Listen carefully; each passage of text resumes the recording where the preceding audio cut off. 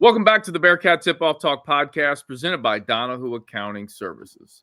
For friendly expert tax advice whenever you need it, come to Donahue Accounting Services, a leading accounting firm in Cincinnati, Ohio. Our top-notch accountants strive to help you resolve all your financial and tax issues. Call Donahue Accounting Services today for a free consultation at 513-528-3982 or visit online at DonahueAccountingService.com. I'm your host, Alex Meacham, former Bearcat basketball player from 1997 to 1999. Under the Hall of Fame coach, Bob Huggins. And I'm Neil Meyer with the Front Office News. And I'm JT Smith, Editor-in-Chief for the Front Office News. All right, fellas, we are back for another episode. Let's jump right into it. The Bearcats are currently 17-11 after defeating Baylor 69-67. This is the Bearcat game recap segment sponsored by Purple Monkey Project. JT, thoughts on the Bearcats' performance? Hey, man, big win, quad one dub. You know, they've been defending. Huh? I said, yep. Defending home court.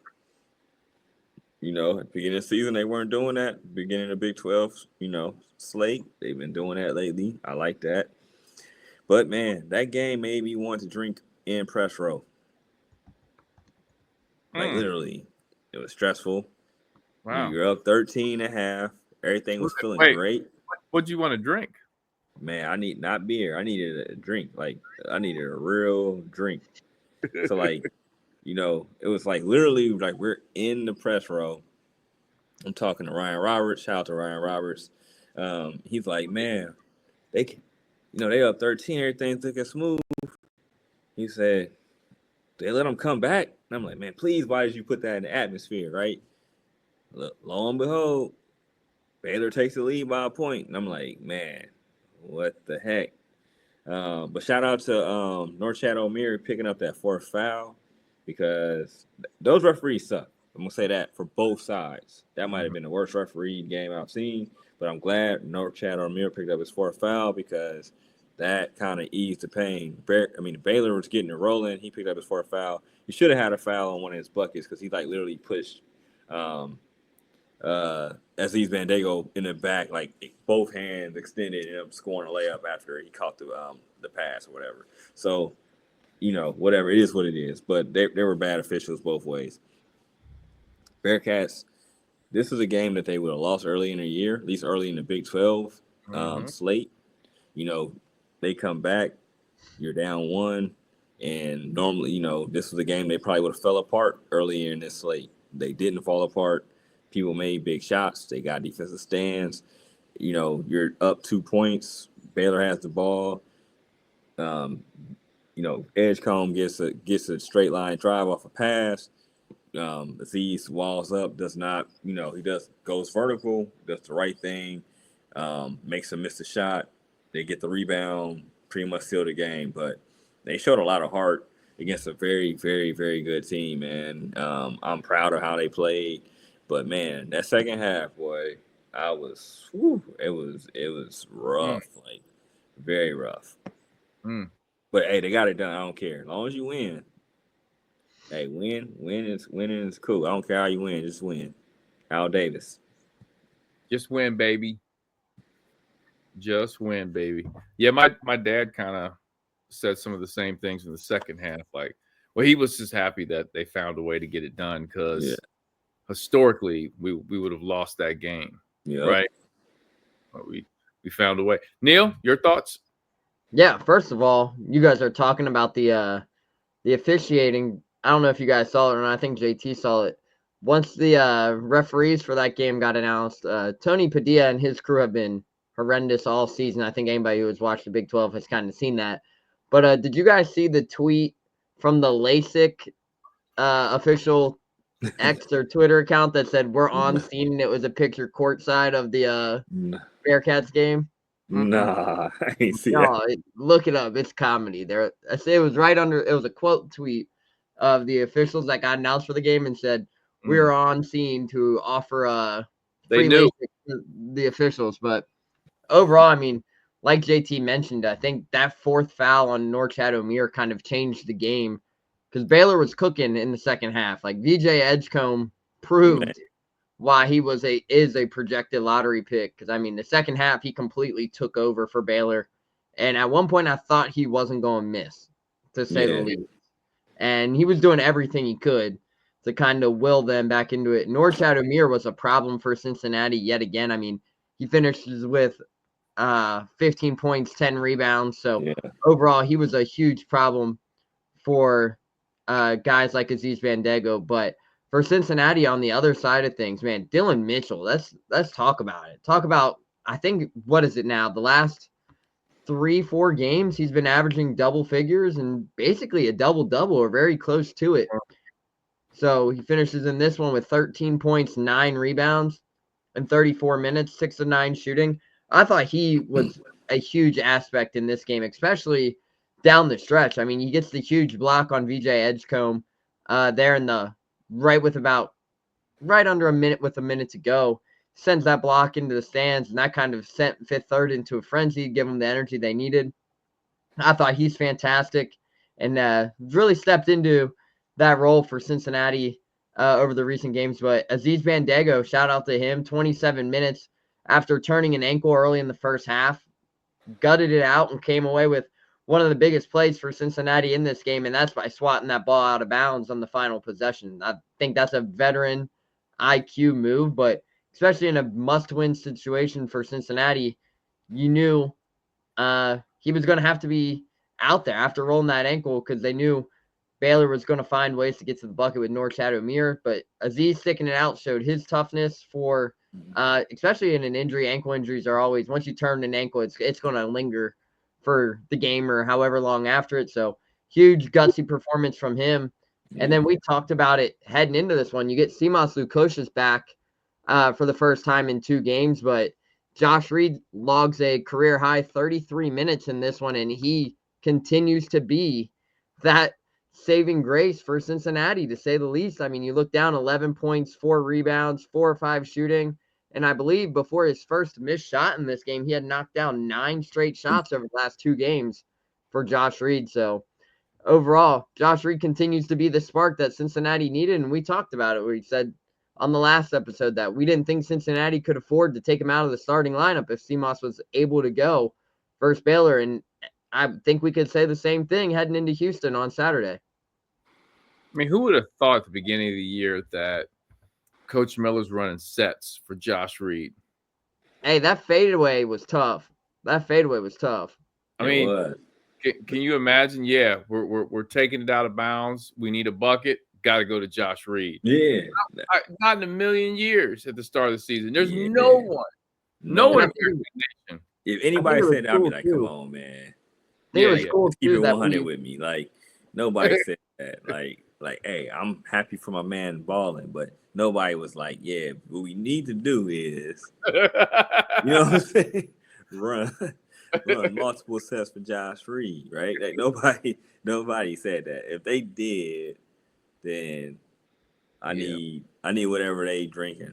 And I think it's cool too because we saw the video from one of the managers that posted on IG of a drill where they were intentionally kind of like the manager was throwing a bad pass to Josh to kind of get to the offside spot to really kind of knock down the 3, even if the pass wasn't perfect. And then the collage comes out, and it's a very, very similar pass to the corner 3 he made versus Baylor from Aziz Bandego. The pass wasn't perfect, but it was to his left hand. And being a lefty in the corner, it was right in the right placement for him to get that shot off and eventually knock down a huge bucket for Cincinnati. So those drills that they're doing with these individual trainers, individual coaches off to the side before, after practice, whatever it might be, they're translating to the game. So I thought it was pretty cool to see that. I know I sent it around to Alex and JT on social media, and we were like, man, that's pretty cool to see. Yep. This is the Bearcat Game Recap segment sponsored by Purple Monkey Project. Just a couple things I wanted to add. We lost the rebounding, but we were under 7 turnovers, forced 12 from Baylor. Yep. Is that right? Got all that right? Yep. So you know how it goes. You know you lose one, you got to make it up somewhere. So losing the rebounding, we're making up there with not turning the basketball over, keeping it under 10, which is crazy because we've had so many games where we've been under 10 like that. I think one game we had only 6 turnovers. This game, we got 7 turnovers, right? Which is good. Taking care of the basketball. You got to love that. What I love, I mentioned this in the podcast before, 4 guys in double figures. Yep. You know, back to what I was been saying about scoring and getting that 1-2 punch. And if you don't get a 1-2 punch at a high level scoring, like a 20-point, 18-point 1-2 punch, to have, you know, multiple people in double figures. And we did that and win the basketball game. And it was great to see Brian Cook in the building. Yep. Shout out to B Cook. You know, slowly getting himself into legendary territory with is he at 3 Super Bowls now? I know he didn't play in 1. 2. He's got the 2 rings. He didn't play in the 1, but he got 2 rings though. Then he been in 3 though. But he played in 2 of the 3. Yeah. Okay. Because the one he was hurt last year. Last year, yeah, he was hurt. Got hurt right before the playoffs last year. Yeah, but you know, good to see him and doing well. And Cincinnati guy, Mount Healthy High School, right? So yeah, you know, see him in the building.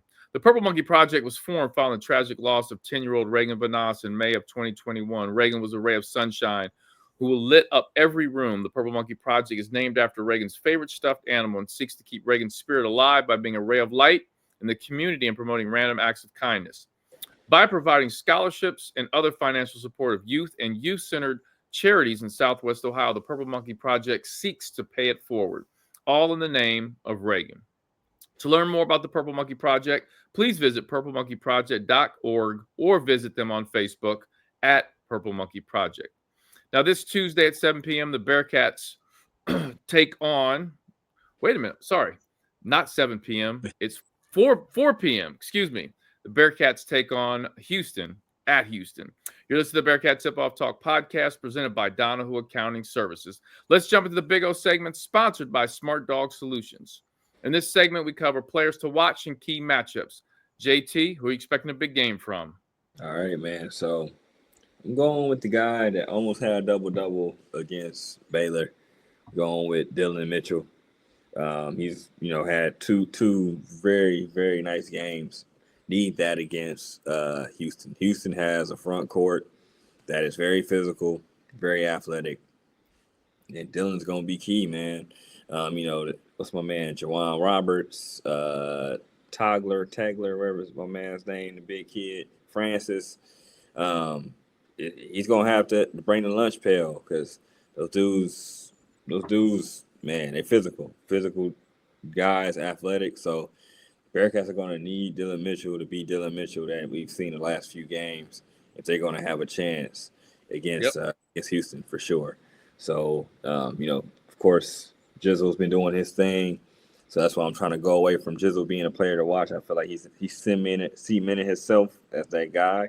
But I need Dylan to keep the same energy he's had the last few games because they're going to need it, man. He's going to have 8+ rebounds, double digits for sure, and he's going to have to go to the rim with force and help the Bearcats get some easy buckets, man. I think he can do it.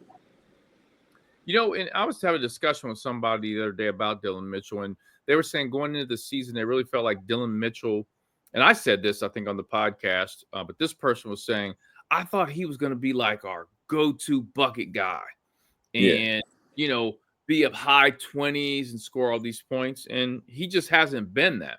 Yeah. However, I feel like he's found that role, though, with, like Neil was saying earlier, getting those double-doubles. Yeah. And I think figuring out where he fits in and finding some really big value for this basketball team, JT. No, for sure, man. No, he's a heck of a player. Super athletic, can make plays off the bounce. You just gotta trust yourself sometimes. Sometimes I feel like he's trying to be too unselfish, and it's like, man, hey, with your athleticism, if you're in the paint, hey, get that shot off. You know what I mean? Or put somebody in the rim. So sometimes I think like he can be too unselfish because he can do so many things.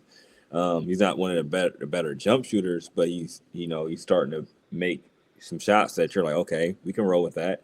But in that paint area, man, I mean, it's not many people that I really feel like can stop him. So I feel like he has to just start imposing his will a little bit more, which I think he's doing a little bit more. I think he's picking his spots a lot better. Yep. Neil? Yeah, I think for the keys to the game for this one, my players to watch, you got to start with their backcourt. Houston's backcourt is one of the best in the country. You look down, you see 4 players shooting above 40% from behind the three-point arc. Wes Miller made a statement today, like, you got to defend the three-point shot. Cincinnati was doing a very good job at that to start Big 12 play. However, teams have been able to score a couple threes on them as of late, but if Cincinnati can defend the three-point ball, this could be a very good defensive, low-scoring game if they are able to do that. But when you see 1, 2, 3, 4 guys shooting 43% or higher from three, I think that's going to be the main focus here. Key to the game, do not let those guards shoot that three and get hot from behind the arc, or this thing could open up in a hurry for Houston, to say the least. Your player to watch, Neil. Yeah, my player to watch for Houston, I'm going to go with, JT mentioned it, and a guy like Dylan Mitchell. I'm going to go with Juwan Roberts there. I mean, Wes Miller joked around about him like he's been watching him for what seems like 12 years, playing around in the new college landscape, transfer portal era. I mean, Juwan Roberts has won a conference championship every year he's been in college. Think about that. And that's been going back to 2019 when he was a freshman. So he's won a conference championship since he was a freshman. So overall, he just does so many things well.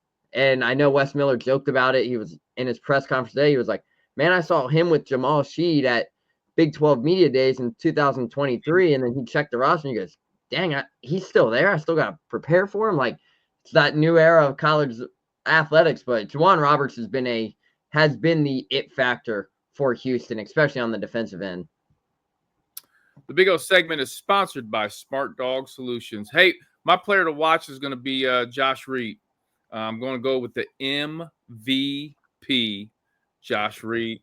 He's just been playing well. We mentioned it before. I'm pleasantly surprised that he's been the guy that's really taken this Bearcat basketball team to that next level, helped them get over some tough times and put them in a position to win every game. So hoping for a big game from Josh Reed. The Big O segment was sponsored by Smart Dog Solutions.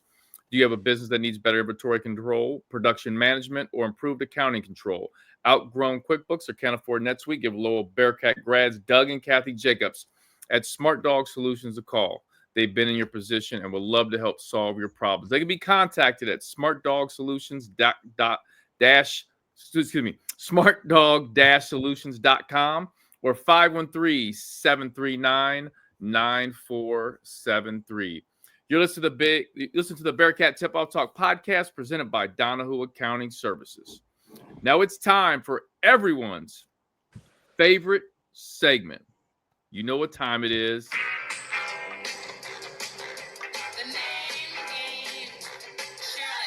Yeah, hit it, Neil. Hey, oh, Neil, you hitting them with a little extra moves. You must got something in your cup tonight. I got that caffeine boost tonight. Okay, you got a little coffee. You got a little Monster. I got me a little bit of a Mountain Dew to kickstart this podcast. I had to coach today, so I had to get a little caffeine in after a good practice. Okay, all right. Got to do what you got to do. All right, now it's time for the name game with Neil Meyer, sponsored by Oakley Greens. Now, this is where we look at the opposing team for the Bearcats, look at their roster, and sometimes there's names that are just tough to say. Neil does a good job pronouncing them. Some are just wild names. Obviously, Gob Gob is one of our favorites to go to. Gob Gob. Some of them are just flat out cool names. So we're looking at the Houston roster. Let's start off with number 0. For Houston, number 0 is, scrolling back up, Cordelius Jefferson.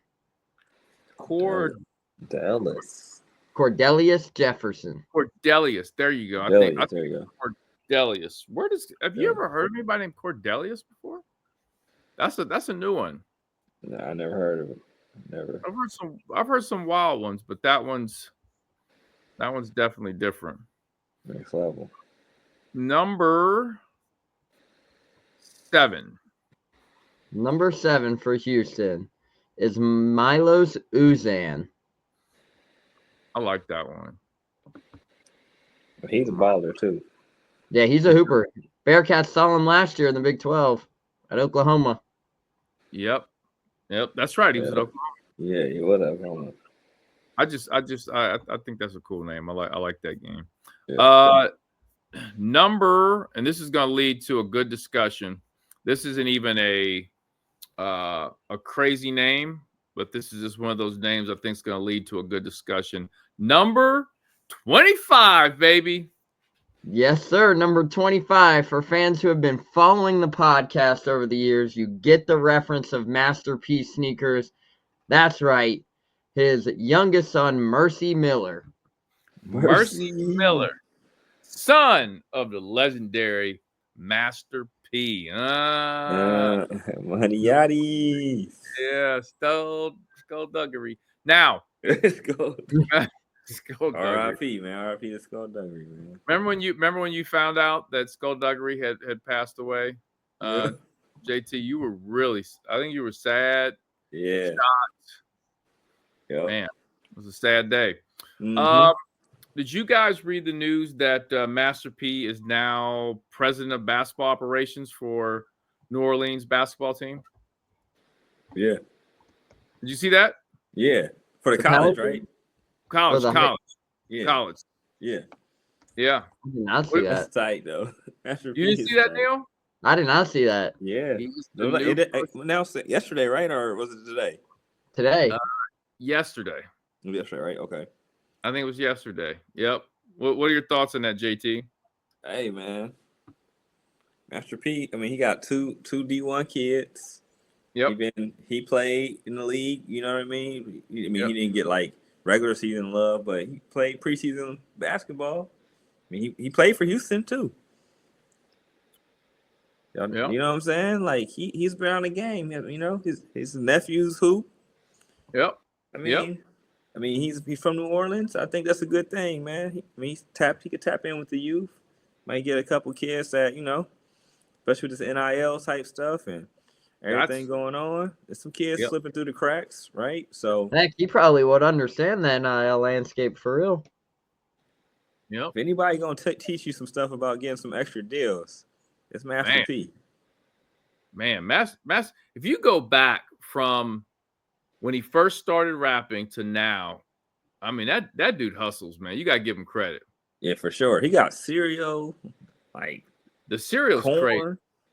Crazy. He's got what? I feel like he got like I don't know. I just made up some shit on that one. But, I was gonna say, like he got corn. He might, but he got the rap snacks. The rap snacks. Snacks are a big thing, man. So the rap snacks is one thing. Like I'm cool with that. The cereal's comedy to me. Like I don't know the cereal flavors. We might have to look that one up. But he's got some Instagram videos with him in the store in the cereals. I'm just like, man, this is comedy. You think he knows he's that funny? Like, I don't know, man. Hey, he helped. Snoop got cereal too because of it. Really? Yes. Snoop has. I swear Snoop got cereal, man. Hold on. Snoop got cereal too because of Master P. Him and Master P did something together. Now you got me intrigued. I'm telling you, man. I'm telling you, look that up. Nah, it's called Enjoy's Snoop's Hoops with Marshmallows. Snoop cereal. Told you.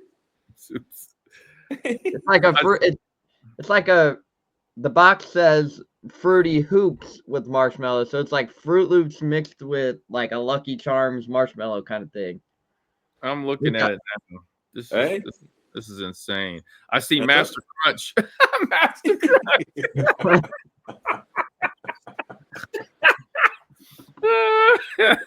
This guy, hey, the best part about this,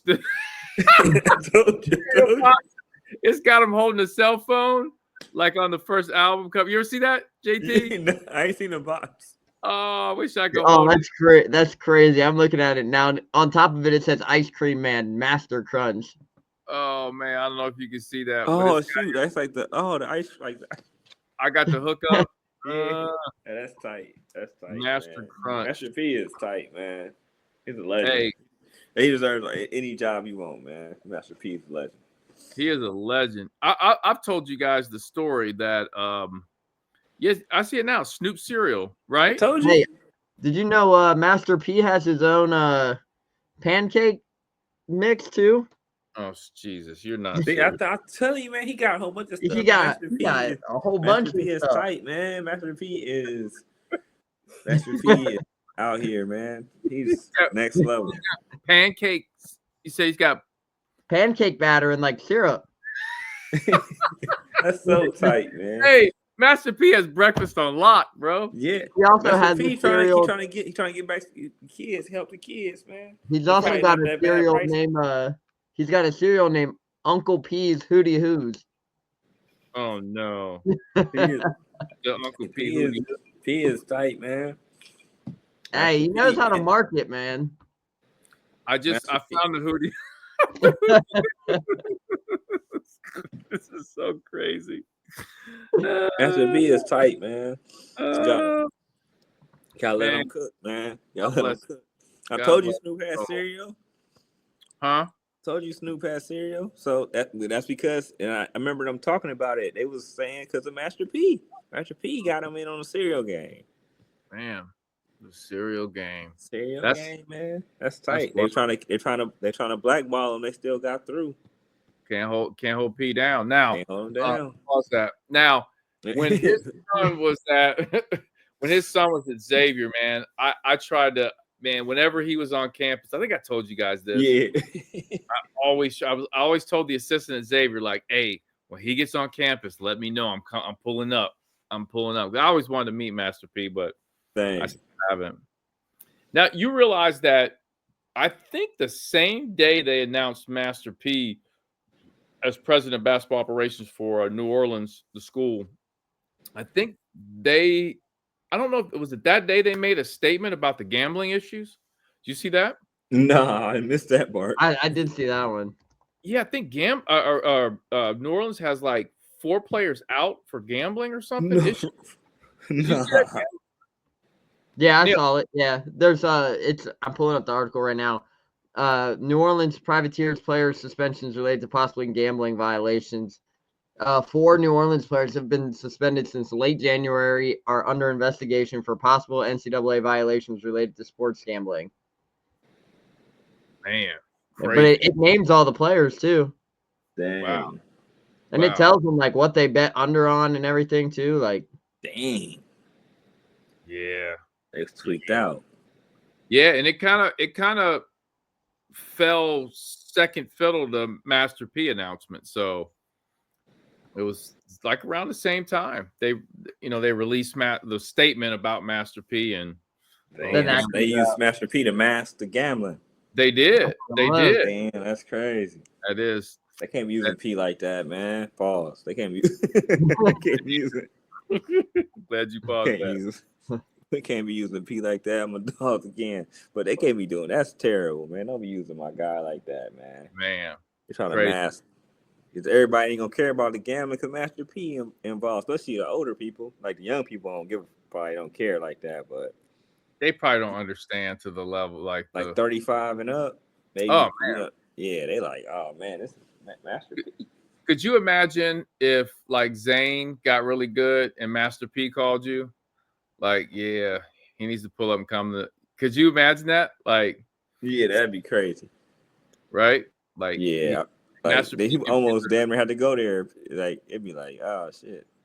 Like, man.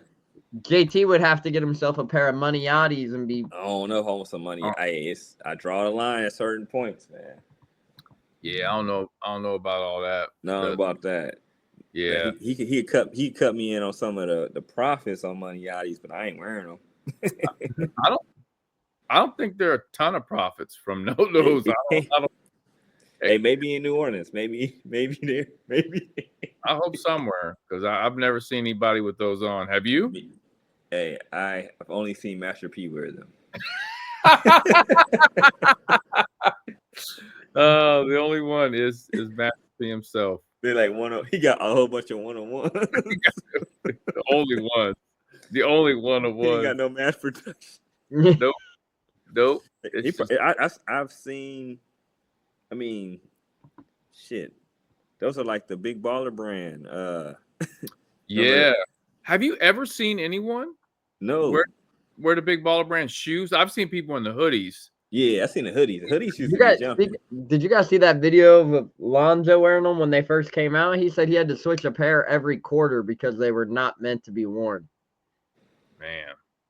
So he was wearing 4 pairs of them joints a game. And they was charging people some stupid money off that. Lonzo's even came out and said he credits that to like the knee injuries and stuff. I don't know. I don't know about that, but yeah. I don't know if it was the shoes that caused his issues, but it's the shoes. It's the shoes. It must be the shoes. That was a wild time when that Big Baller brand shoe came out. That kind of had a chokehold on everything. Like, I remember people were, I'm gonna buy the shoes, and then I saw the price tag, and they were like, "What?" Yeah, like that's crazy. If he would have sold them for 110, them things would have went. Them things would have been everywhere. He probably could have mass produced them. Caught me in a pair of the Lonzo shoes or whatever. He could have made a little dent though. He could have made a bag doing it. They didn't. He was during that time too, because when that all came out, he could have made a bag with that on top of it because he had the reality show. He dropped the shoe. He dropped the merchandise. He took Melo overseas. Like, if he would have documented everything in that show, if that would all been at the same time, he could have ran himself up a bigger bag than what they already did. But hey, shout out to LeVar Ball though. You gotta give a shout out to him. Fact. Definitely gotta give LeVar's props. Yep. Now, unfortunately, he had his foot amputated. Yeah, this week, wasn't it? Last week? Yeah, recently. Yeah. Sad to see. I don't know what happened or what that was a result of, but anytime you hear about something like that happen to anybody, it's not good. So hopefully his health's all right. Yeah. The name game with Neil Meyer was sponsored by Oakley Greens. Oakley Greens, the ultimate spot to catch your hometown team in every big game, with 6 giant LED screens and TVs at every angle. It's more than a sports bar. It's your entertainment headquarters. All the sports all the time, all at Oakley Greens. Located in Oakley Station next to the cinemas. Check out their website, oakleygreens.com. The Kenyon segment is sponsored by Greg Hood and Beachmont Toyota. This is where we cover the keys to the game. JT, what do the Bearcats need to do to win? All right, the Bearcats need to speed the tempo up, man. Houston is a slow-playing team. Only time they're playing fast if they get a long rebound or if they get a steal. So I think the Bearcats got to speed them up because they are very good defensively, very physical. And, if the referees, they're at home. So if the referees don't call this game tight, then they're going to let them be physical. Bearcats are pretty physical as well, but I look at Houston, they're like a boa constrictor. They're just on you. You could take it, pause, per se, for a while. Pause that. Had to, right? Handle it. You know what I mean? Then you just break. It's like if somebody just continue hitting you with the jab. You finally block it, then the hook's coming. Pause. You get knocked out, or you might get hit with an uppercut. Who knows? But that's Houston. They just gonna keep jabbing you. They break you down. You overreact to the jab, and they're hitting you with the counter. And that's what they do to everybody, man. And then when they hit you with the counter, then normally you're knocked out.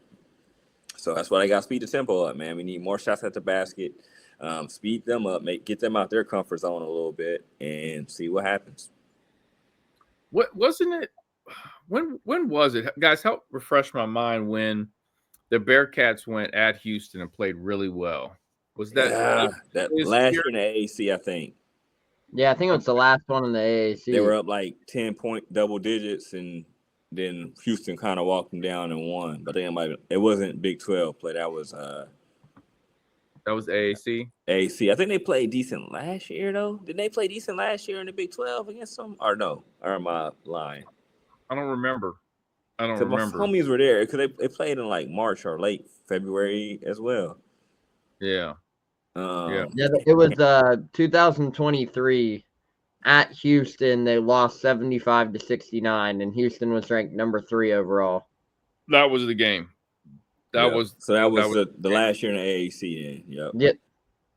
Yep. And that was the game where Landers went off. Yeah. Okay. Yep. Neil, your keys to the game? Yeah. Like I kind of discussed earlier, defend the 3-point shot. I think that's what Cincinnati has done all year. If you can defend the 3-point shot, I think you will be in a decent standing if you do so. Obviously, I know the betting lines, for those who follow it, haven't came out yet. I'm fairly certain Cincinnati is going to be a heavy underdog in this game. But if you can go and you can stop Houston from the 3-point shot, if you can get them to shoot 20 to 24%, 26% from behind the arc, make things a little difficult for them from that 3-point range, I think Cincinnati has a realistic chance there. But you gotta have to, like JT mentioned, you're gonna have to turn up the tempo, attack the basket. Me personally, I would love for Cincinnati to get a guy like Juwan Roberts into early foul trouble. If you can find a way to get him into early foul trouble and find a way to make Houston beat you with guys like Javier Francis or a Joseph Tugler or one of those depth guys there in the front court, you could be in good standing. But if you can get Juwan Roberts, just is so physical on the glass and just in general, like he's a very good player all the way around. Reason why he was on the all defensive team for Big 12 last year. If you can find a way to get him in foul trouble and limit him in this one, I think you'll be in good hands. But I would love to see them up the tempo a little bit. I know we talked about it with Coach Morgan earlier, and he did know that the Bearcats are undefeated when they shoot more than 60 shots in a game, and he also knew that they were undefeated when they score 80 points or more. Now, I'm not saying they're going to score 80 points because everybody knows versus Houston, they are probably one of the best defensive teams in the country, but I think it's going to be a low-scoring game. But I think this is the game where if Cincinnati does all those things right, they'll be able to get the victory. The Kenyon segment, Keys to the Game, was sponsored by Greg Hooden at Beachmont Toyota. Hey, you mentioned Coach Morgan. For those that did not have a chance to listen, we interviewed assistant basketball coach for the Bearcats and recruiting coordinator Andre Morgan. Great interview. Loved talking with him. And we actually asked him, hey, give us a key to the game. And that's going to be part of my key to the game. And first of all, I want to say I would like for us to defend well in the half court. Because Houston obviously plays very well in the half court, but also play with some swag. We go down there with nothing to lose. Like this is a big game for us. This would help take us to that next level if we go down there and win this basketball game. And even Coach Morgan said it. Enjoy the moment. Have fun.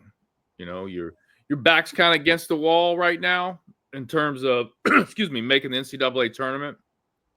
So what do you got to lose? Go down here and, have fun, win a basketball game, and get up out of there. So that's my key to game, defend the half court, and, man, just play with some swag. Have some fun. The Kenyon segment, Keys to the Game, was sponsored by Greg Hooden and Beachmont Toyota.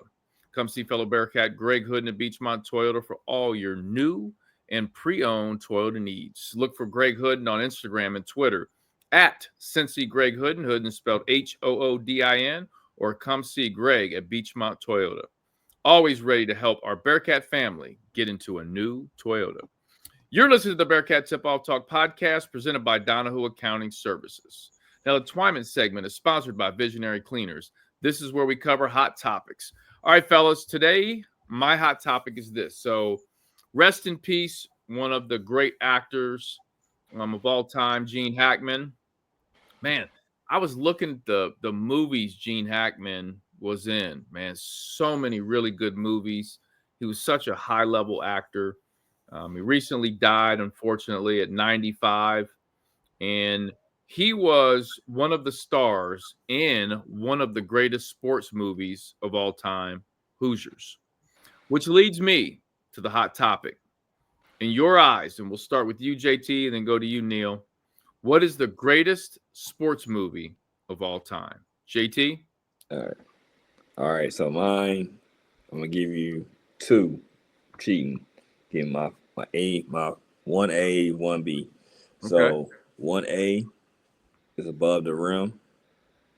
Great movie. Tupac. Had Marlon Wayans.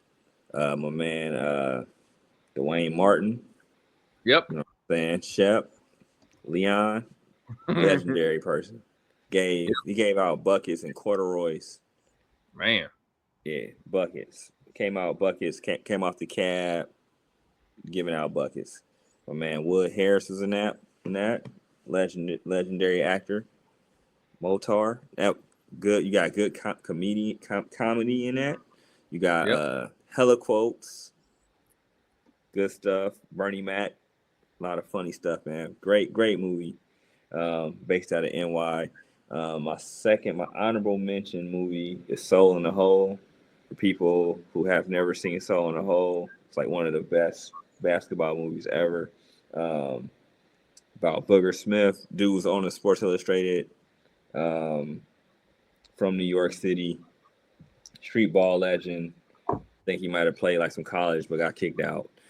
His story is pretty dope, but that's like one of my favorite movies. Like I found that movie and I like passed that movie around my high school, and people were just like mesmerized by it. So it's like one of those things that like just took over at least my little hub of people like wildfire. So that's one of those things I gotta put that up there as one of the best sports movies. Yeah. Ever. What was your favorite scene in Above the Rim? See if it's the same with mine. So I got multiple. So I got my all right. My favorite one is like when it's Marlon Wayans, Dwayne, and Wood Harris riding around, and like Marlon Wayans is driving. Okay. And then they pull up on the dude, He's like, "Oh, stop!" He's like, "Man, nah." So he's like, "All right, stop." So he like, "Payday," and dude be like, "Where my money at?" And he beat him up. And he's like, "You gotta be soldiers out here." That's my favorite movie. That's my favorite part of the movie. Okay. That part, and then when he's playing, when Shep is playing basketball without a ball, and he's like, "What is he playing? One up?" And he's like, "Look at him. He's playing basketball without a ball." Like that's like one of my favorite parts too. But it's so many. Like but the one when he runs up on the dude, I'm not gonna do all the curse words on here all the way, but. Yeah, that's like those are my two favorite parts. There's a few other spots in that too, though. Like that, I could pretty much quote that whole movie. Yeah, yep. It's good. What's yours? When he pulled a gun out in what part of the movie was that? Was that I think it was towards the end, because I haven't seen it so long. But when he pulls the gun out the bag and he shoots it. Oh, you talking about when he shoots it and everybody leaves the like area, or when he's trying to shoot Shep or try to shoot Dwayne, essentially, are yes. Okay. Yes. Yeah. Yep. Okay. So at the end, you thinking at the end. So after they win the game and everything, he's like, that was right when they won. Yeah, when he won. Yeah. Okay. Yeah. The okay, bag. Yeah. Yeah. That's because there's a lot of memes of that became a meme. Yeah, that's a super meme. Yeah, that's a super meme. Like if something happened, you just. Yeah. Yep. Hey, Motar was a legend, man. Yeah, he was out here. He's a real soldier. And from that movie, a famous you guys might not remember this, but a famous ad for a clothing line kind of came out of that movie. Neil, you definitely won't know anything about this. JT, you might remember this. Neil's gonna be like, "What?" Carl Kanai. You remember Carl Kanai? Yeah, I remember Carl Kanai. Carl Kanai. That's when they got Tupac to sit on that rim. You ever seen that picture of Tupac sitting on the rim with the obviously always had that bandana. Okay, yeah.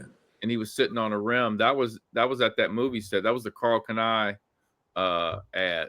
Oh, that's dope. Yeah, because that was all over the Source. Remember the Source magazine? Yep. Remember that? Yep. You know what we're talking about, Neil? I do not, unfortunately. I should just assume sometimes, Neil. I should just. You can Google the source. You ain't gotta do nothing, no major research. You can Google. Yeah. He's got JT. He's got too much stuff. He still needs the. He can Google that though. He don't gotta do no in-depth stuff on the source. He can Google it. My guy Neil ended up watching Coming to America, and he gave it a B. That's crazy. In Black History Month, he gave it a B. That's crazy. He gave it a B, a hard B. He gave it a 3.0. That's crazy. That's crazy, Neil. Look, I'll rewatch it again and see if I change my grade. Okay. Yep. Rewatch it and get back to us, Neil. Let's dive into your favorite sports movie of all time. Yeah. So I got two.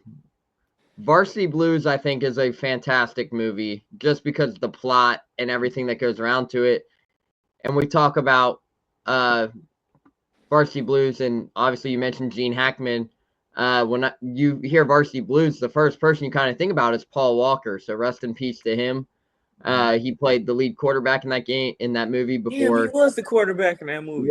Yep. Before the injury happened, and Bud Kilmer was telling him like, "Oh, you're fine. Go play. Yeah. Just go take the shot." And then they were trying to like get him to take some kind of prescription medicine and get him back out there. And then they end up winning a state title with the backup quarterback, and coach ends up resigning because of the injury to, what was his name, JT? Tweeter?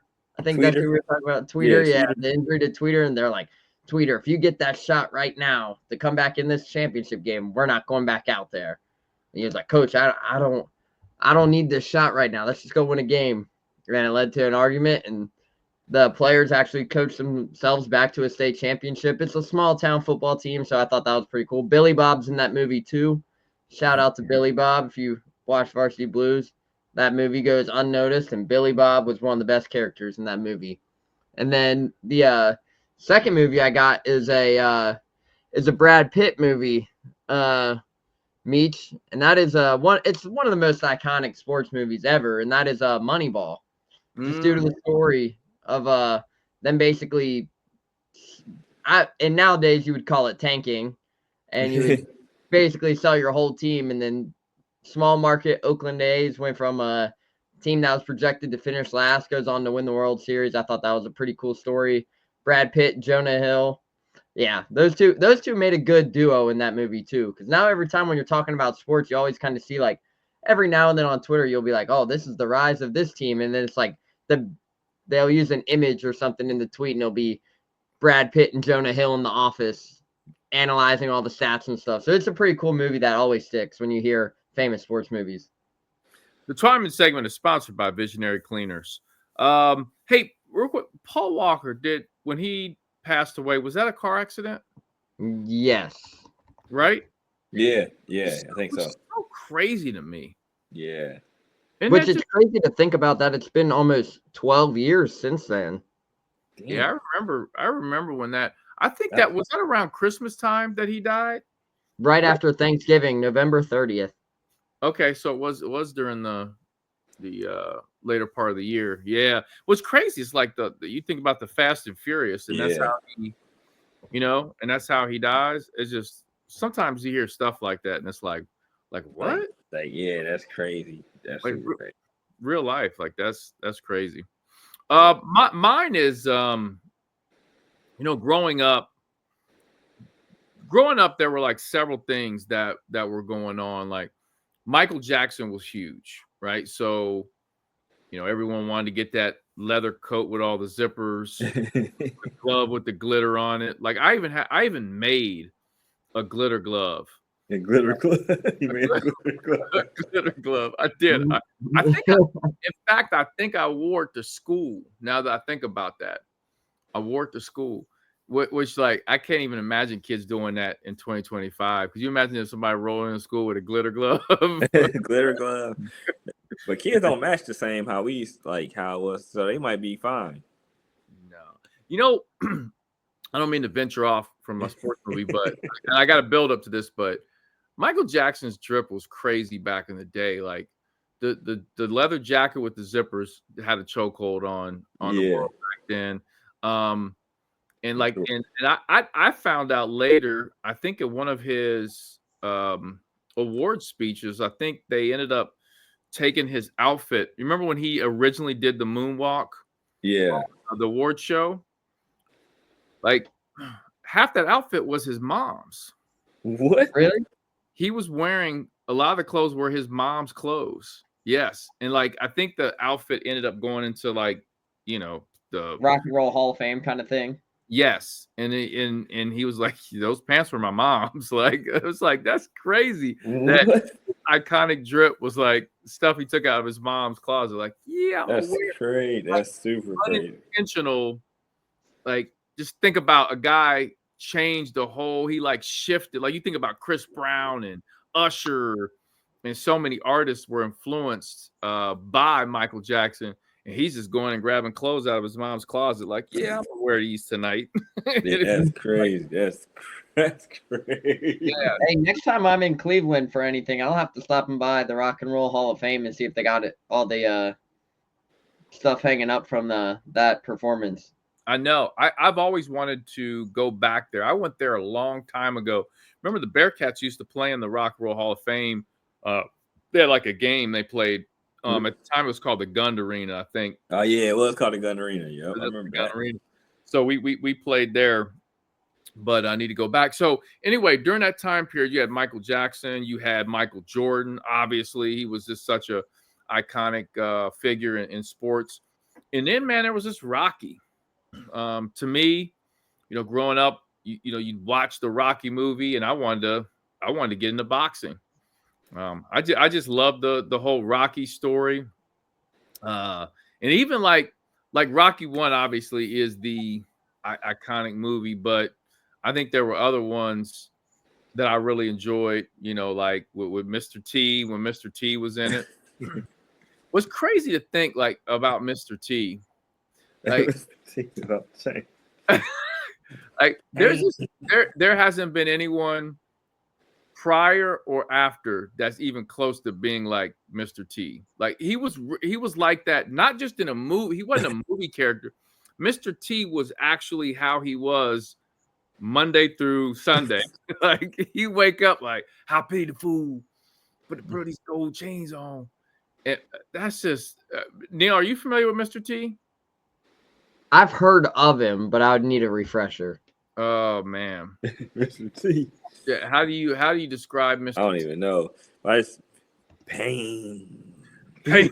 That's my favorite. That's like one of my favorite lines in the movie ever. That's like top 10. Oh yeah, I love the Rocky movies, man. If they're on, like if Rocky movies on TV, and I'm kind of like I got some time, yeah. Do you watch? What's your thoughts on the Creed series? Then obviously the newer age Rocky. You don't like it?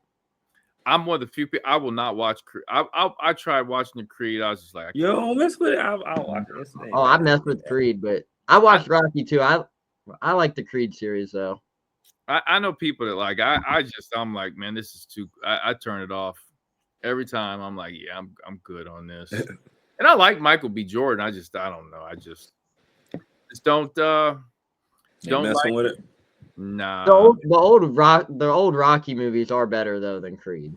Oh, for sure. By a long shot too. By a long shot. I got a good story. So I was in LA. God, I forget what year it was. All these years, man. Pandemic messes me up. I can't remember what year it is because of the pandemic, what year something happened, but I'm in LA and my buddy J-Mac, we're leaving this restaurant and it's actually on Sunset Boulevard. So we had to park like the parking lot for the restaurant was at like a little bit of a lower level. So we had to walk down the hill to it. We're walking down this hill and my buddy J-Mac and I were talking and we're talking. This guy's like walking up the hill and, you know, me being me, I'm just like, hey, how you doing? And he's like, hey, what's up? And we keep walking and my buddy J-Mac has lived in LA for a long time. So he sees like celebrities all the time, and it's just, you know, LA's LA, right? You see celebs all the time. So we're getting to the bottom of the hill, and he's like, you know who you just said hello to, right? And I was like, no, who that? And I turned back, I look, I'm like, who is it? He's like, that's Drago. So Ivan Drago, the Rocky character, the big Russian dude. Yeah. That's who I said, like, hey, what's up? Like, he walked right past me. And I was like, what? So I like yell back, and like he turns around. He's like, what's up? And I was like, oh shit, it is him. And man, I wanted to run back over up to I was like, man, I'm not running up a hill. We're like going to holler at dude. But he wasn't like in the movies, he always seemed like he was a giant, right? Yeah. Obviously Sylvester Stallone, you've heard the story. He's like a little person. Yeah. He's 5'5", if that. I don't even know what he is. And so Drago looks obviously bigger because Sylvester Stallone's so small. But so Drago ain't even 6 foot. Like, no, he's 6 feet. He wasn't like, I mean, he was like 6'5", like 6'5". He was like in the movie. It seemed like he was definitely like 6'5", 6'6". Yeah, and I don't even know. I'm gonna have to look up on the Dolph Lundgren. That's his real name. Yeah, Dolph Lundgren. Yep. He seemed like he was super because he was like, "Hey, how you guys doing?" Yeah. I didn't even realize that was him. Let me look up how tall is. Yeah, because he looked like he was like at least 6 at the smallest 6'4" in that movie. In the movie, he's listed as 6'7". Yeah, Google has him at 6'5". Bro, he was not 6'5". Maybe I'm just looking wrong, but no. In the movie, it had him. It looked like he was, but he was definitely not. It's like the Hoopers, like Charles Barkley. I don't even know how tall Charles Barkley is. Whenever he was listed, saying he was 6'6" or something like that. He was 6'4". Yeah, he was 6'4". But yeah, so yeah, that was cool seeing him. But I say Rocky is my number one, and then, man, remember the Titans. Yeah, that's a great movie. It was a good movie. Man, I love Remember the Titans. Like, I just watched that. There was a point where I was kind of obsessed with that movie because, finding out it was, true story, you start researching, all the characters. Because once you see the characters, Denzel and all the others and all that, you start like researching and seeing what the real person looks like, what they're doing, have they passed away, all that stuff. So, yeah, Remember the Titans is close second for me. So those are you guys make me want to go back and watch Above the Rim. And now I don't really remember Varsity Blues that well. Oh, Varsity Blues is a classic. Varsity Blues that's a good movie. Yeah. I mean, that's crazy. That's like an OG movie too. Neil was real young when that. I mean, you watched that, Neil, when you were like what? How old were you when you really could absorb that movie? Really understand it? Probably like 11 or 12. It came out in 1999, which was the year I was born. Yeah, I figured. I knew I was in high school when that came out. I was like, I knew that was in high school when that came out. Yeah, I remember watching it. I don't recall all the scenes as well. Like if I watched it again, I'd go, oh yeah. I used to watch that movie a lot. It was crazy because they tried to boycott that coach for how long, and then finally it took a group of like 18-year-olds to finally get it after he was the head coach for what, JT, like 30 years or something like that. Yeah. Wasn't that based off of a true story? What'd you say? Was that based off of a true story or no? I'm fairly certain it was. That's what I thought. Okay. But yeah, they got the head coach to step down after like 25 years or something like that, and the field was named after him. And man, you guys got me to watch it again, but I used to watch that a lot when I was in high school. Yeah, I might have to go back and watch that one. Yeah, check that out. The Twyman segment is sponsored by Visionary Cleaners. Visionary Cleaners is a locally owned company by former Bearcat student athletes. They specialize in high-quality commercial cleaning of businesses, apartments, and pre- and post-construction cleans. They can be reached at 513-388-7816 or contacted online at visionarycleaners.com. Fellas, this concludes another great podcast. Thanks to all of our sponsors, Donahue Accounting Services, Smart Dog Solutions, Greg Hooden at Beachmont Toyota, Visionary Cleaners, Purple Monkey Project, and Oakley Greens. You're listening to the Bearcat Tip-Off Talk podcast presented by Donahue Accounting Services. For friendly expert tax advice whenever you need it, come to Donahue Accounting Services, a leading accounting firm in Cincinnati, Ohio. Our top-notch accountants strive to help you resolve all your financial and tax issues.